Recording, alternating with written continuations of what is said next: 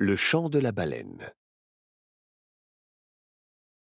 Nao, Myrtille et Barnabé vivaient dans un immeuble pareil à 100 000 autres, à une exception près.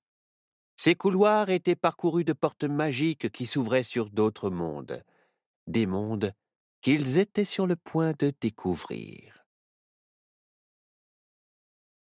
C'était la fin des vacances d'été. La rentrée approchait à grands pas et nos trois amis discutaient. « Moi, j'ai fait un exposé sur la peinture de Léonard de Vinci, » dit Myrtille. « J'en ai même peint toutes les pages. C'est super, hein? Et vous ?» « Le mien porte sur deux moments particuliers de l'histoire, l'invention de l'alphabet et celle des hiéroglyphes, » répondit Nao. « Ah, pas mal. Et toi, Barnabé ?» Eh bien, Barnabé n'avait pas d'idée pour son exposé. Comme souvent, pensait-il. En tout cas, s'il en avait une, elle n'était pas suffisamment intelligente, selon lui, pour être partagée avec ses amis. « Tu n'as qu'à prendre une des miennes? Ou t'inspirer de quelque chose que tu aimes? » « Bah, j'adore l'océan et tous ses habitants.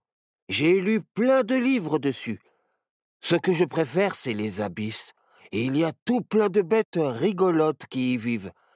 Et ce que j'aimerais le plus au monde, ce serait... »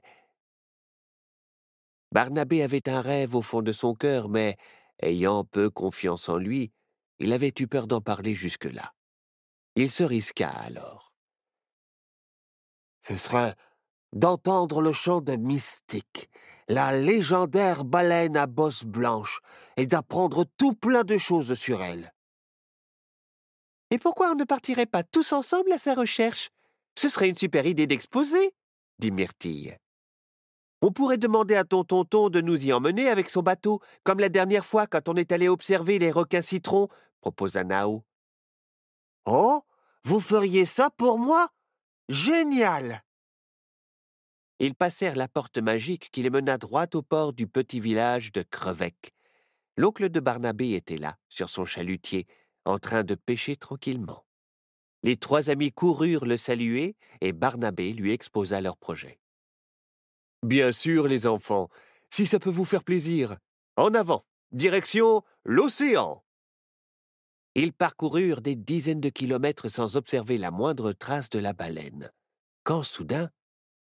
« Tonton, regarde! C'est elle, Mystique! J'en suis sûr !»« Oh oui, c'est bien elle. Mais... Oula, ça ne sent pas bon. Elle se dirige en plein dans une tempête. Désolé, mon petit, mais c'est trop dangereux.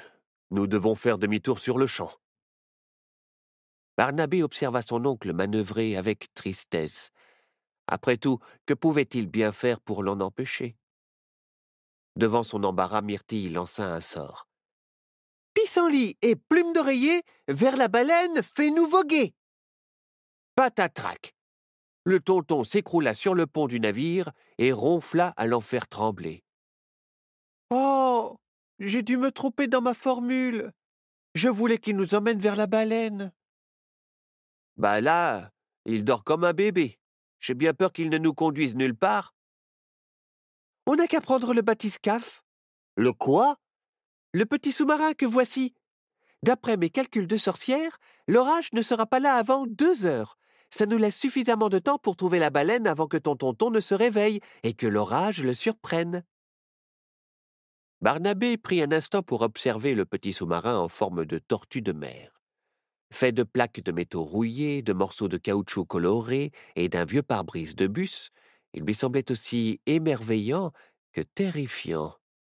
« T'es sûr de ton coup, Myrtille ?»« Mais oui, » affirma Myrtille en se glissant dedans. « Vous venez ?»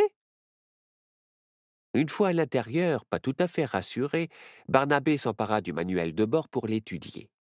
Après avoir testé les boutons et les manettes de commande, il lui semblait à peu près en état de fonctionner. Et puis, de toute manière, il n'avait pas d'autre idée pour rejoindre la baleine blanche.